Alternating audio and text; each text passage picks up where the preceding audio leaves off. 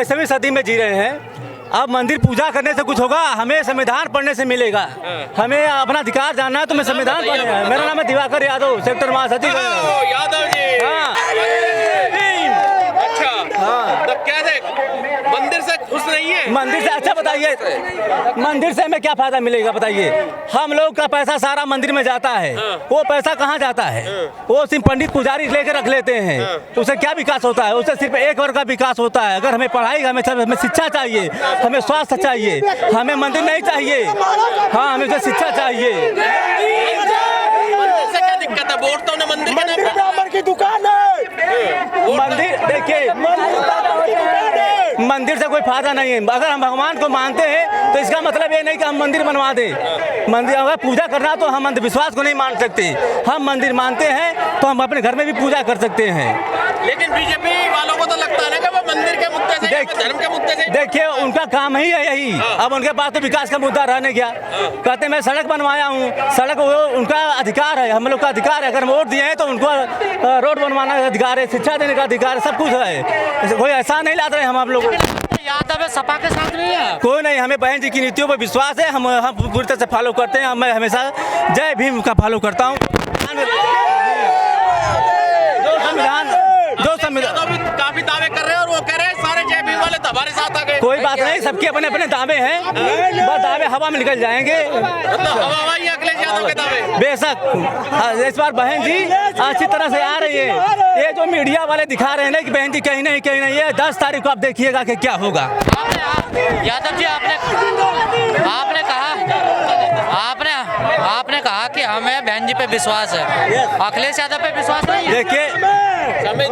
देखिए वो भी एक अच्छे नेता हैं, मैं उनका बुराई नहीं कर सकता। लेकिन हमें जो अधिकार मिला है 2007 से लेकर 2012 में, आज जो भाजपा जो लाइन ऑर्डर की बात करती है, लाइन ऑर्डर था तो बहन मायावती शासन में था।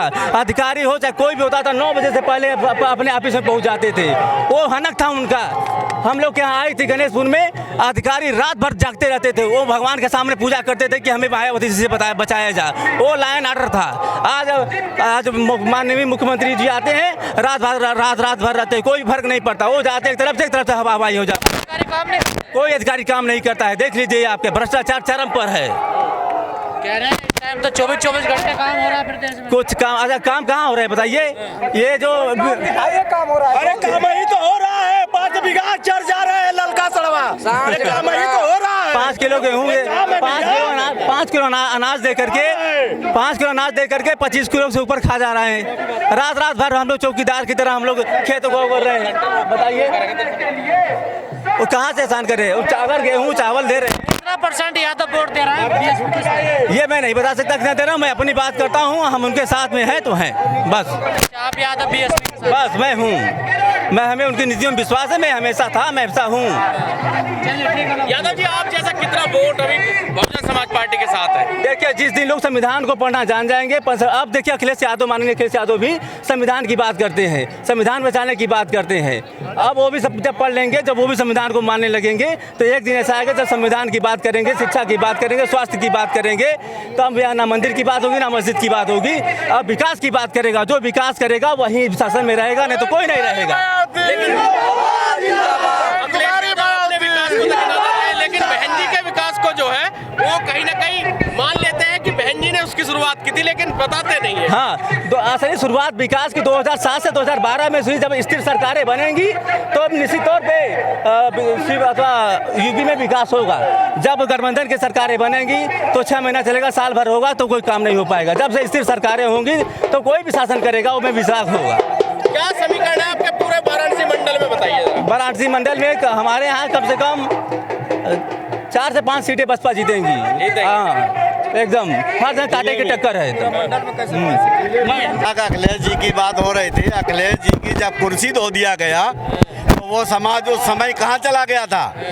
आज लोग अछूत से परेशान है और मुख्यमंत्री जो एक राजा था उसकी जब कुर्सी दो दिया गया है और यादव समाज जो बहुत बाहुबली बनता है, उस समय उसका खून नहीं उबला, वो पानी हो गया। उसने एक भी सामाजिक संघर्ष नहीं किया। सपा केवल राजनीतिक पार्टी है।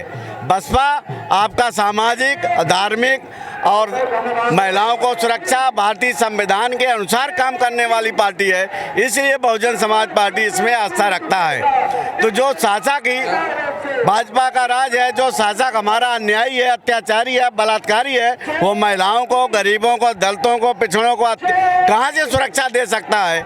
और यादव कह रहे हैं हम सुरक्षा देंगे ना इस बार। ओ, कहने के लिए तो सभी कहते हैं, कहने के लिए तो बहुत कुछ कह दिया कि हनुमान ने सूरज को निगल लिया, और वही व्यवस्था मोदी और योगी लागू करना चाहते हैं। आरएसएस हमको बुद्धिहीन बनाती है और संविधान हमको बुद्धिमान बनाता है।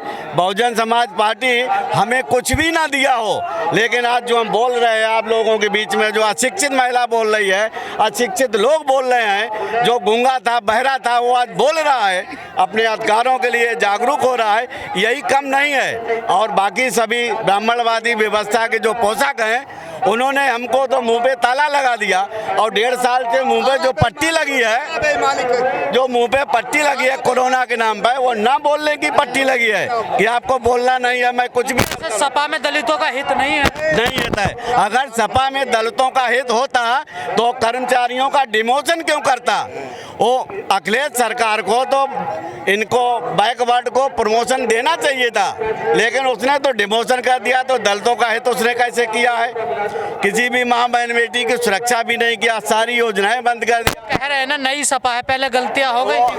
नई पुरानी कुछ नहीं है, बोतल वही है, शराब वही है, बोतल बदल दिया गया है। शराब में नशा होता है, चाहे जिस बर्तन में डाल दो उसमें नशा होता है। बोतल बदल दो, चाहे घड़े में डाल दो, चाहे लोटे में डाल दो, इस हिसाब से होता है। नई सपा कुछ नहीं है, लोग वही हैं, विचारधारा वही है, तो नई सपा कहाँ से हो गई?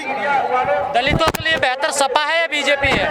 दलितों के लिए इनमें से कोई बेहतर नहीं है। इस समय तो बहुजन समाज पार्टी के अलावा और कोई बेहतर नहीं है। बीजेपी तो सबका साथ सबका विकास कर रही है। नहीं, सबका साथ और सबका विनाश हो रहा है।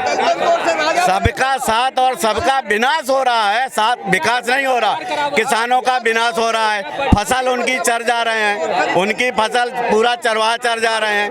किसान लोग रात में अपना रखवाली करता है, घर में चोर चोरी कर ले जा रहा है। कहाँ से विकास हो रहा है? विकास तो 4-5 लोगों का हो रहा है, अडानी है, अंबानी है, और जो भाग गए हैं लोग, उनका विकास हुआ है। आम जनता का विकास कहाँ हुआ है? बीजेपी कह रही है राशन दे रहे हैं 5 किलो।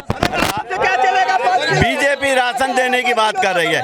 बीजेपी ऐसी पहली पार्टी नहीं है जो राशन दे रही है। इसके पहले भी राशन मिलता था। और वो 80 करोड़ को दे रहे हैं ना, है?